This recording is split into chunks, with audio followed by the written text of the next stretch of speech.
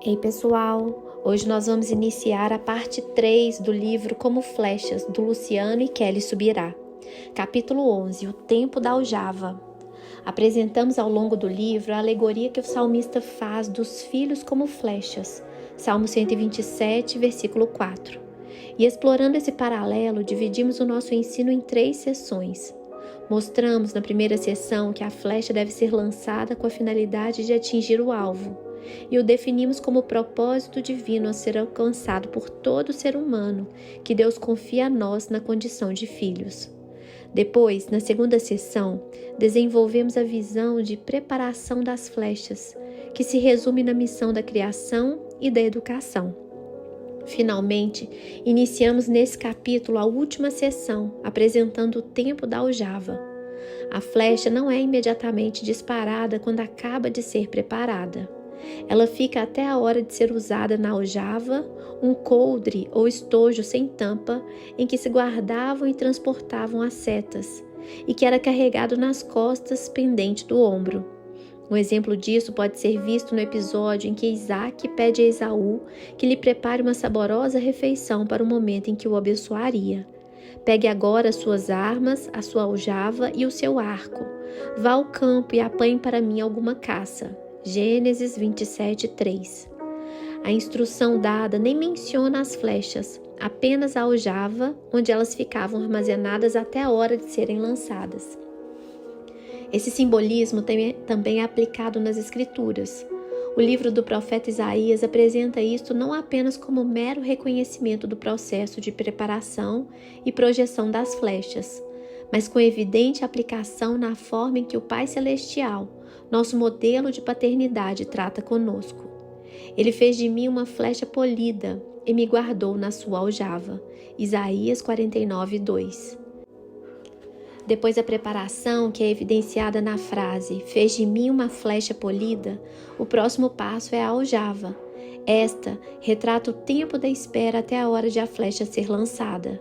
Acreditamos que não somente os pais, na qualidade de guardiões e cooperadores do destino profético dos filhos, devem entender essa verdade, como também os próprios filhos necessitam ser ensinados acerca da importância da espera.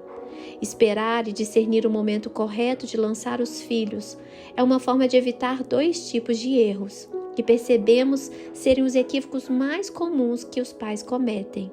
O primeiro deles é projetar as flechas antes de elas estarem preparadas. O segundo é quando, mesmo que os filhos já estejam prontos, os pais ainda não compreenderam o alvo a ser atingido. Lançamentos prematuros, forçados, normalmente não terminam bem. Tampouco movimentos isolados dos filhos, sem ser projetados pelos pais, costumam ter êxito. Um exemplo disso é a parábola do filho pródigo, ensinada pelo Senhor Jesus. Obviamente, não estamos falando de filhos que, na ausência dos pais, ou mesmo na falta de pais cristãos tementes a Deus com valores bíblicos, não possam seguir um chamado recebido diretamente dos céus. O foco da mensagem é justamente o entendimento a ser promovido aos pais, que por sua vez deverão ensinar os filhos sobre o tempo correto para todas as coisas. Há tempo para tudo. A palavra de Deus nos ensina que tudo tem o seu tempo determinado e há tempo para todo propósito debaixo do céu. Eclesiastes 3:1. Os tempos e as estações devem ser respeitados. E quanto a isto, podemos incluir tanto as fases naturais como as etapas do propósito divino na vida de cada um. Infelizmente, temos presenciado, mesmo nos círculos evangélicos, pais que não educam seus filhos em relação à espera. Eles crescem sem limites estabelecidos em relação ao tempo certo para cada coisa. Dirigem os carros antes da maioridade e de terem habilitação. Namoram muito cedo e sem propósito, com escassez de valores e, como consequência, experimentam intimidade sexual antes do casamento. Abrem seus próprios ministérios sem terem sido enviados, e a lista vai longe. Precisamos do entendimento bíblico de que até as coisas de Deus têm sua graça e beleza quando desfrutadas na estação e da forma devidas. Deus fez tudo formoso no seu devido tempo. Também pôs a eternidade no coração do ser humano, sem que este possa descobrir as obras que Deus fez desde o princípio até o fim. Eclesiastes 3:11. O mesmo Criador que pôs a eternidade no coração dos homens, também quer que eles entendam e respeitem a cronologia dos desdobramentos terrenos do seu propósito na vida de cada um. A Bíblia diz que Deus fez tudo formoso no seu devido tempo. Nada que é vivido antes do tempo devido será tão prazeroso, completo e eficaz como aquilo que é desfrutado dentro do tempo divino. Esperar não é algo empolgante. Na verdade, para a grande maioria das pessoas, a espera é algo difícil. Mas não é, no mínimo, curioso que o Senhor trabalhe com o princípio da espera? Por exemplo, entre todas as promessas de Deus e o seu cumprimento, há um intervalo. Trata-se de um período de espera até que tudo o que foi prometido se cumpra. Embora a espera tenha certa carga de desconforto, é fato que ela produz mais resultados do lado de dentro do que do lado de fora. Ou seja, enquanto aguardamos a realização daquilo que o Senhor prometeu, nosso caráter é forjado na paciência. As Escrituras são enfáticas quanto à combinação de fé e paciência no recebimento das promessas divinas. Desejamos que cada um de vós mostre o mesmo zelo até o fim, para a completa certeza da esperança. Não desejamos que vos torneis negligentes, mas sejais imitadores dos que pela fé e paciência herdam as promessas. Hebreus 6, de 11 a 12. Ao falar sobre a perseverança e sobre não nos desesperançarmos em meio às lutas, o autor de Hebreus, sob inspiração divina, afirma ser necessário imitar os que pela fé e paciência herdam as promessas. Ou seja, não herdamos as promessas divinas apenas pela fé, mas pela fé e pela paciência juntamente. Isto não dá sustento à visão de uma fé automática, de resultados sempre instantâneos, mas nos leva a perceber que a espera faz parte do processo de intervenção divina. Abraão foi chamado de o pai da fé e nos deixou um exemplo a ser seguido. Vemos isso quando Paulo, em Romanos 4, depois de chamar Abraão de o pai da fé, diz que devemos seguir as pisadas da fé do patriarca. E em Hebreus, ele é novamente apresentado como exemplo. E assim, depois de esperar com paciência, Abraão obteve a promessa. Hebreus 6, versículo 15. Você já teve a impressão de que Deus parece, quer nos exemplos bíblicos, quer na nossa vida, prometer as coisas com bastante antecedência antes de que elas se cumpram? Quando ele fez a promessa a Abraão de dar-lhe um filho, o patriarca tinha 75 anos de idade, Gênesis 12, 4.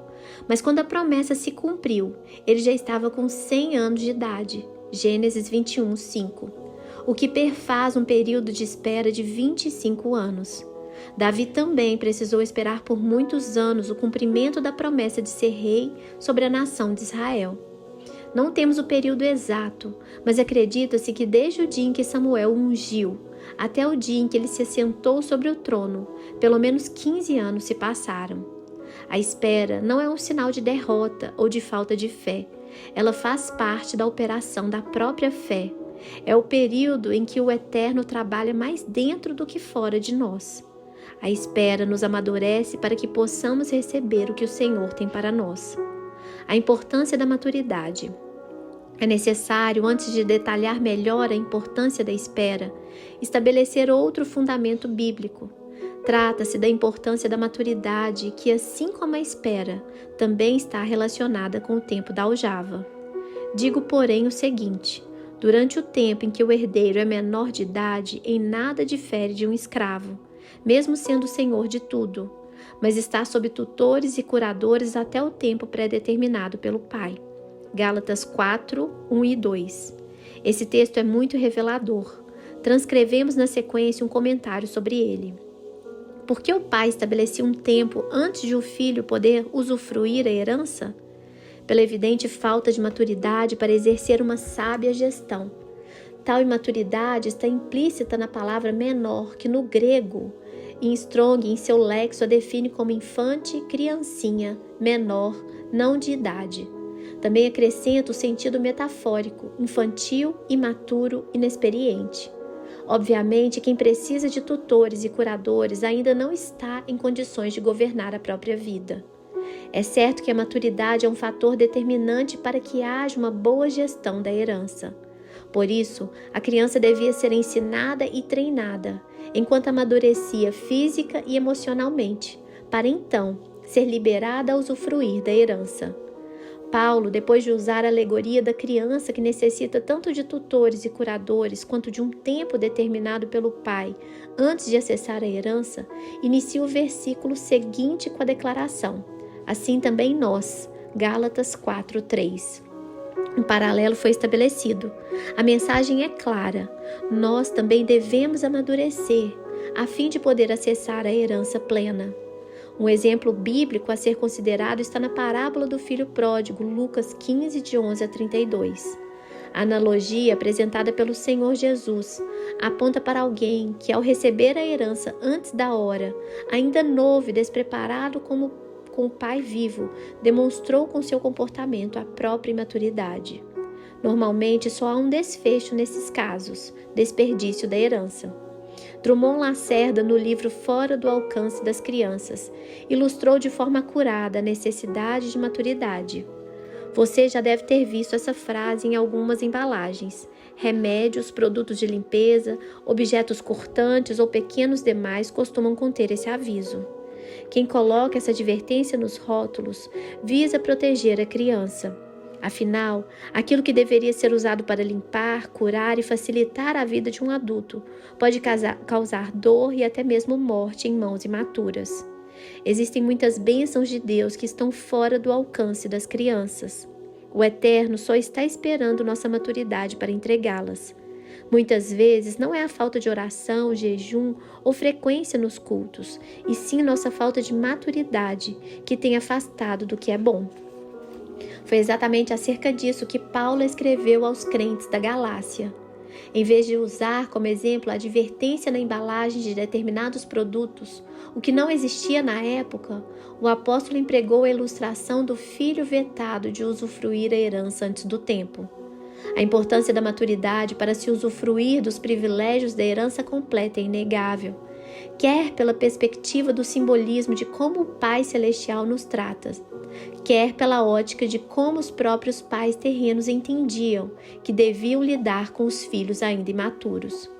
Entendido esse princípio, passemos agora ao reconhecimento de que esse tipo de desenvolvimento e maturidade requer tempo. Demonstramos no capítulo 5 que não há crescimento imediato. O tempo da aljava é imprescindível no processo de amadurecimento dos filhos. É fato que a maturidade não se desenvolve apenas com o tempo, mas com a combinação deste com os processos. As experiências e os processos de amadurecimento decorrentes delas, se devidamente aproveitados, podem ajudar no aperfeiçoamento dos filhos. Discernindo o tempo.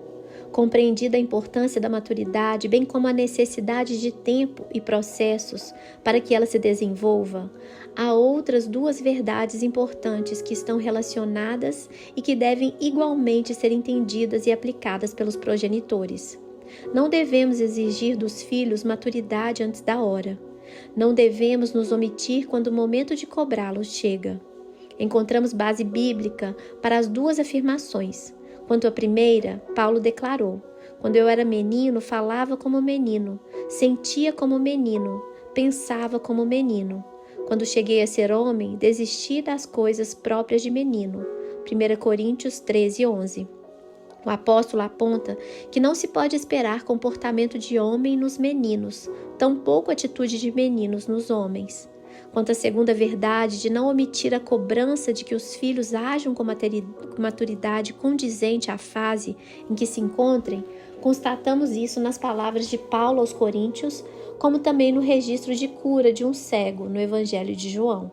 Os judeus não acreditaram que ele tinha sido cego e que agora podia ver, enquanto não chamaram os pais dele e lhes perguntaram: é este o filho de vocês que vocês dizem que nasceu cego? Como é que agora ele está vendo? Então os pais responderam: sabemos que este é o nosso filho e que nasceu cego, mas não sabemos como agora está vendo. E também não sabemos quem lhe abriu os olhos. Perguntem a ele, pois já tem idade e poderá falar por si mesmo. João 9, 18 a 21. A frase "já tem idade e poderá falar por si mesmo" é bem esclarecedora. Alguns pais, infelizmente, parecem navegar entre os extremos. Ou falham em dar autonomia aos filhos antes da hora, ou parecem nunca querer fazê-lo. É sábio buscar o equilíbrio, e isso envolve manter os filhos na aljava até a hora da projeção. Nem tempo de mais, nem tempo de menos. É claro que, de acordo com o plano de Deus, isso pode mudar de uma família para outra, e mesmo dentro da mesma casa de um filho para o outro. Não basta apenas conhecer o alvo ou o propósito divino ao ser alcançado por cada filho no tempo correto. De acordo com as Sagradas Escrituras, o coração do sábio entende tanto o tempo como também o modo. Quem guarda o mandamento não experimenta nenhum mal, e o coração do sábio conhece o tempo e o modo certo de agir, porque há um tempo e um modo para todo propósito, porque é grande o mal que pesa sobre o ser humano. Eclesiastes 8, versículos 5 e 6. Há um episódio bíblico tratando desse quesito que nos chama a atenção. Trata-se da resposta de Moisés à convicção interior que ele carregava acerca do seu chamado. Estevão, o primeiro mártir em sua última pregação, foi usado por Deus para presentear-nos com este entendimento. E Moisés foi educado em toda a ciência dos egípcios e era poderoso em palavras e obras. Quando completou 40 anos, Moisés teve a ideia de visitar os seus irmãos, os filhos de Israel. Vendo um homem ser maltratado, saiu em defesa dele e vingou o oprimido, matando o egípcio. Ora, Moisés pensava que seus irmãos entenderiam que Deus queria salvá-los por meio dele. Eles, porém, não entenderam. Atos 7, 22 a 25. Destacamos que a visão da vida de Moisés não retrata mera visão pessoal de Estevão.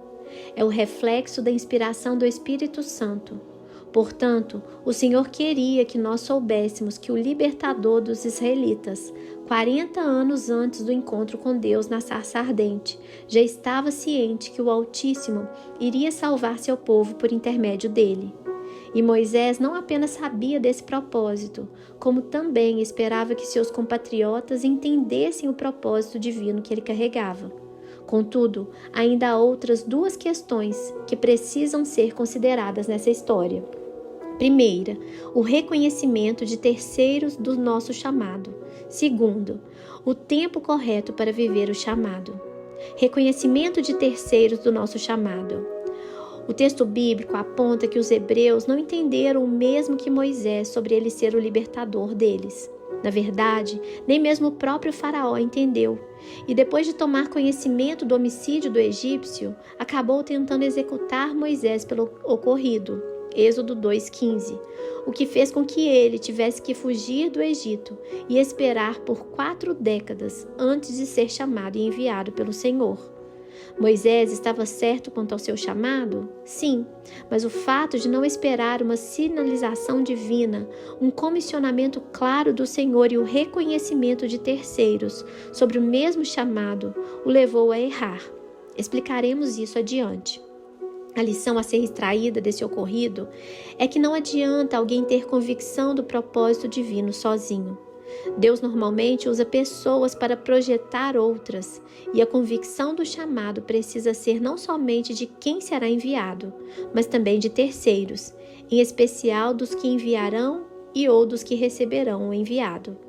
Já constatamos em nossos anos de ministério pastoral que muita gente erra nesse sentido. Quando o assunto é propósito, pode-se dizer que eles têm um alvo correto, ou seja, a convicção tanto do propósito como do chamado divinos. Entretanto, não parecem compreender que outros também precisam entender o mesmo propósito para liberá-los e enviá-los. A palavra de Deus nos mostra o Espírito Santo em Antioquia, falando aos líderes da igreja: separem-me agora Barnabé e Saulo para a obra a que os tenho chamado. Atos 13, 2. Quem primeiramente tinha o projeto, a convicção do chamado, eram os que Deus estava recrutando, Barnabé e Saulo. Contudo, o Senhor também falou com a liderança da igreja para liberá-los e enviá-los. Essa combinação de convicções e reconhecimento de chamado é uma das coisas mais importantes para quem é chamado por Deus. O tempo certo. A precipitação de Moisés também precisa ser avaliada.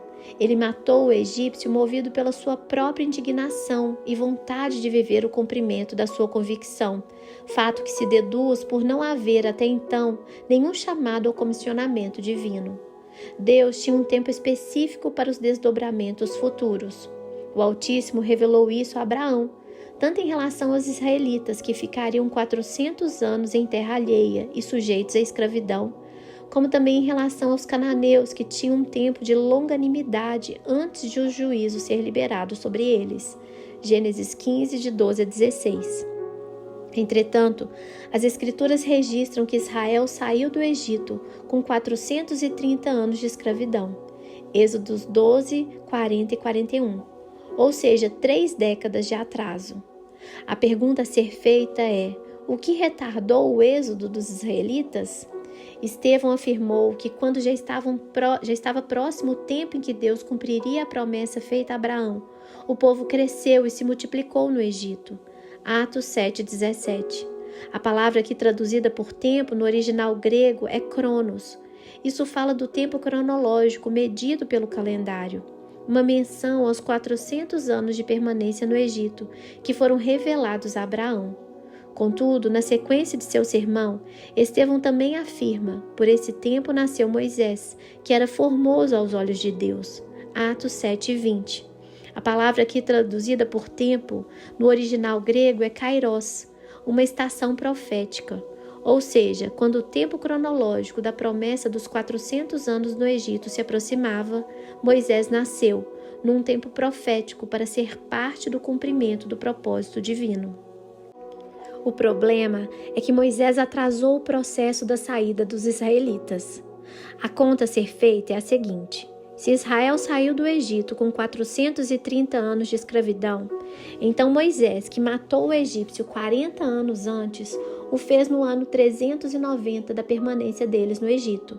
Ou seja, ainda faltavam 10 anos para que se cumprissem o tempo anunciado pelo Eterno ao patriarca Abraão. Ainda não era a hora de tentar libertar o povo. Moisés não estava equivocado acerca do seu propósito. Contudo, errou no fator tempo, por impaciência. É fato que alguns filhos espirituais e até mesmo naturais não sabem lidar com o tempo da aljava, da espera. Precipitam-se como Moisés e amargam dores desnecessárias para si e para os outros. Esse grande homem de Deus não atrasou o plano divino apenas para si. Ao decidir não esperar uma década, ele fez com que os hebreus passassem 3 décadas a mais do que era necessário no Egito. Só depois da morte do faraó, que o perseguia, é que Moisés pôde finalmente voltar ao Egito. A poeira demorou a baixar. Já tomamos conhecimento de muitas divisões necessárias nas igrejas, de gente que, convicta do seu chamado, não esperou nem pelo reconhecimento de outros, nem pelo tempo certo. Entendendo a espera, o tempo da aljava forja o caráter dos filhos, ensina-os a não ser rebeldes ou autossuficientes e ainda os estimula a confiar plenamente em Deus. Também os prepara para viver sob a liderança e autoridade daqueles que o Senhor levanta para dar destino às suas vidas, em especial os pais.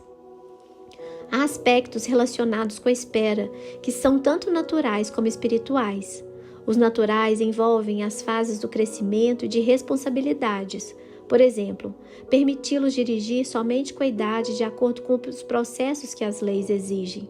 Os aspectos espirituais englobam o entendimento do propósito profético, que além da percepção do alvo, também incluem a compreensão do tempo e do modo. Eclesiastes 8, 5 e 6. Aqui se requer mais do que a compreensão dos limites naturais. É necessário discernimento e sensibilidade à orientação do Espírito Santo. A verdade é que se os filhos não forem treinados a esperar a hora certa nas coisas mais simples, certamente não terão a capacidade de fazê-lo depois de crescidos, em questões mais sérias da vida. Os pais cristãos têm um papel importantíssimo em ensiná-los a esperar.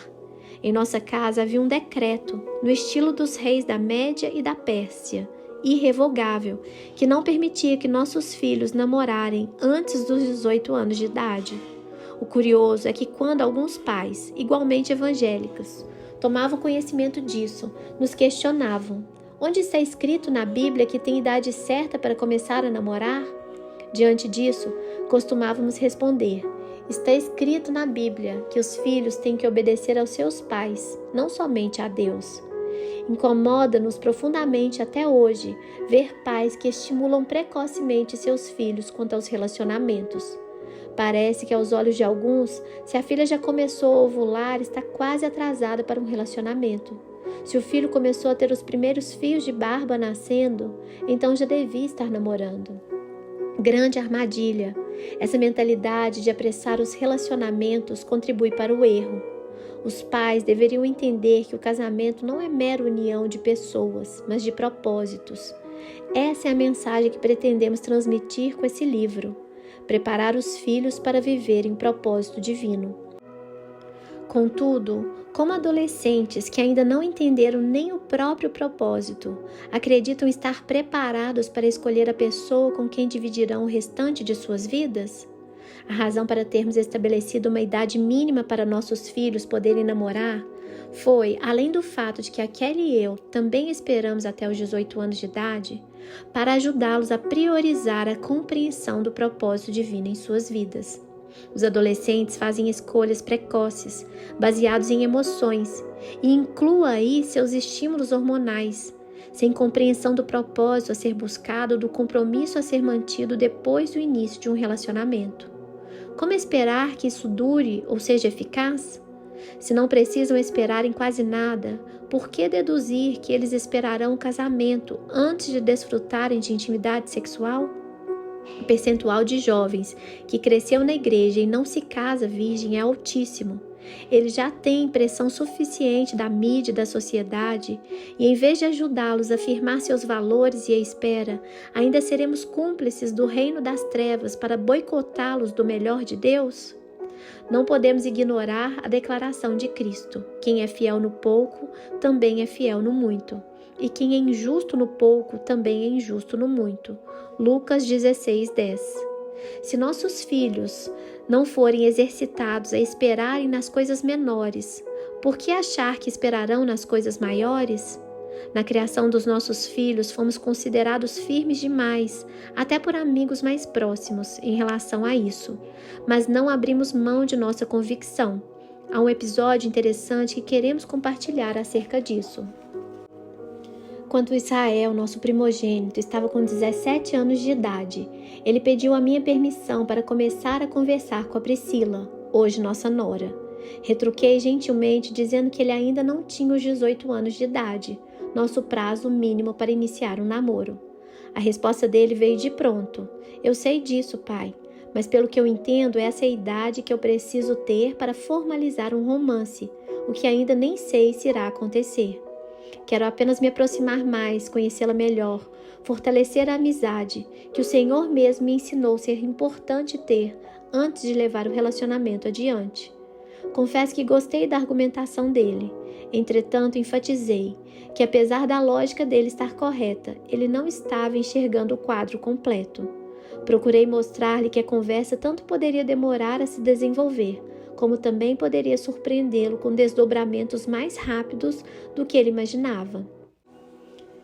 E o adverti que nessa segunda opção ele passaria a ter outro problema: ver tanto o relacionamento como os sentimentos se desenvolverem sem que, antes dos 18, ele pudesse oficializar o namoro. E antecipei que, se ainda assim fosse isso, exigiria dele firmeza ainda maior no propósito que tínhamos. Garanti a ele que seria testado em níveis que desconhecia, uma vez que o elemento emocional é muito distinto do racional. Ao final de nossa boa conversa, ele me garantiu que, mesmo ciente do desafio, seguiria em frente se eu e o pai da garota o abençoássemos. E foi o que fizemos, sem deixar, contudo, de enfatizar que, na hora certa, eu seria obrigado a lembrá-lo do nosso diálogo. Depois de 3 meses de conversas, que eu sempre supervisionava, o previsto aconteceu. Ambos estavam apaixonadíssimos. Então, uma nova fase de conversas começou com ele, dessa vez sondando a possibilidade de se declarar a ela. Os pais da Priscila também entendiam que o Isra não deveria demorar em declarar seus sentimentos a ela.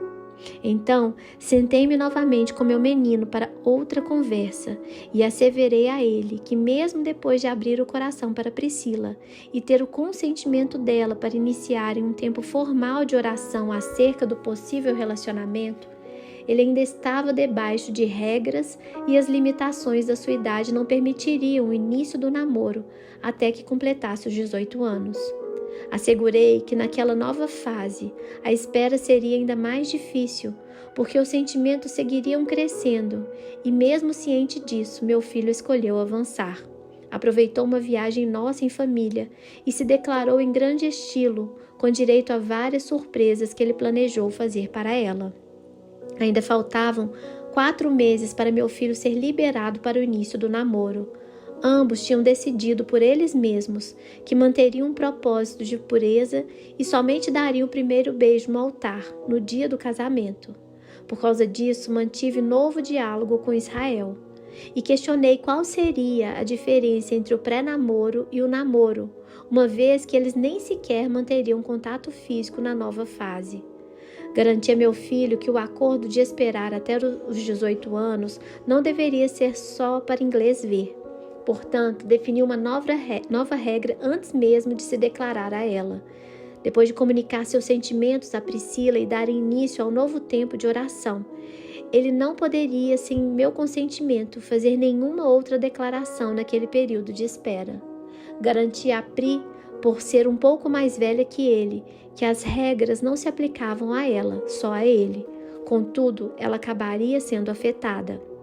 Certo dia, ele terminou uma conversa enviando para ela por mensagem de texto um coração amarelo, que, segundo ele, identificava apenas um "eu gosto de você", não um "eu amo você", que deveria ser sinalizado por um coração vermelho. Fizemos uma reunião virtual, uma espécie de teleconferência, e vi as regras com os 2 apaixonados, e também os pais dela. Lembrei o Israel na frente deles que a proibição não se tratava de que tipo de sentimento seria comunicado. Nenhum deles estava permitido, não importava se comunicava pouco ou muito sentimento. Cerca de 2 meses para completar o prazo da oficialização do relacionamento, eles se empolgaram e, ao final de uma conversa, mesmo lembrando que não deviam, trocaram coraçõezinhos nas mensagens de texto. Primeiro amarelos e depois vermelhos. Isso terminou em uma outra reunião virtual de família com o Abi e a Andréia, os pais da Priscila e nossos pastores envolvidos. Alguns amigos que posteriormente tomaram ciência desse ocorrido me questionaram. Com filhos exemplares, virgens, que aguardaram até o casamento para dar o primeiro beijo, vocês, pais de ambos, estavam preocupados com troca de corações nas mensagens? E eu precisei responder várias vezes que não se tratava da troca de corações nas mensagens, o que foi liberado para eles depois do início do namoro, e sim de um exercício, tanto de espera como de fidelidade aos padrões e regras estabelecidos. Quando os princípios, valores e regras começam a ser relativizados por causa das circunstâncias, o desfecho será indubitavelmente triste e caótico. Mesmo nas pequenas coisas, a espera deve ser ensinada e exercitada sem negociação, e então o resultado sempre será de bênçãos. Perguntas para reflexão. Quais são os principais elementos a serem reconhecidos para que possamos projetar nossos filhos? 2. Quais são os 2 tipos de erros mais comuns que os pais cometem quanto à questão do tempo? 3. Uma das lições que aprendemos com Moisés é que alguém pode ter o chamado correto e tentar executá-lo antes do tempo. Como podemos evitar esse tipo de erro? 4. A espera deve ser vista por nossos filhos como uma espécie de treinamento. Se os filhos não forem treinados a esperar a hora certa nas coisas mais simples, certamente não terão a capacidade de fazê-lo depois de crescidos em questões mais sérias da vida. Você já conversa acerca dessas questões com seus filhos? Ou pelo menos com seu cônjuge? Que Deus abençoe vocês e até o nosso próximo capítulo.